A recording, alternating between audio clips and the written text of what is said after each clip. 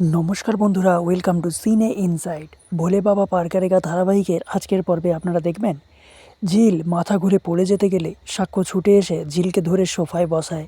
চৈতি বলে, আমি একবার দেখব। সাক্ষ্য বলে, সবটা যে সবসময় তুই পারবি এমন কোনো কথা নেই। এরপর ঝিলের জ্ঞান ফেরে। সাক্ষ্য ঝিলকে দুধ খেতে বললে ঝিল বলে, আমি দুধ খাবো না। আমাকে এখানে ডাকা হয়েছে কাজ করার জন্য, আশীর্বাদ দেখার জন্য। দুধ খেতে এখানে ডাকা হয়নি। সাক্ষর দাদু বলে, তাহলে এখন এই অবস্থায় পরিবেশন কে করবে? ঝিল বলে, আমি তো অসুস্থ হয়ে পড়লাম, কিন্তু আমার মা দিদি আছে, চিন্তা করো না, ওরাই করে দেবে। এই বলে সেখান থেকে চলে যায়।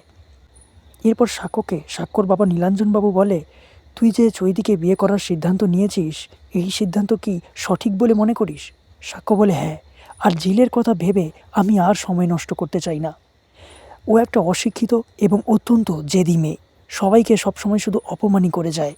নীলাঞ্জনবাবু বলে, ঝিলের সম্বন্ধে তোমার এরকম ধারণা কেন হলো জানি না, তবে আমি জানি ঝিল অত্যন্ত সংবেদনশীল একজন মেয়ে, তাই ভবিষ্যতে এসব কথা বলার আগে একবার ভাববে। আর অন্তত দয়া করে আমার সামনে ঝিলের সম্বন্ধে এইসব কথা বলতে এসো না। তাহলে কী হতে চলেছে বন্ধুরা, জানতে দেখুন ভোলে বাবা পার্কেটেগা। ভালো লাগলে আমাদের চ্যানেলটিকে সাবস্ক্রাইব করে পাশে থাকবেন। ধন্যবাদ।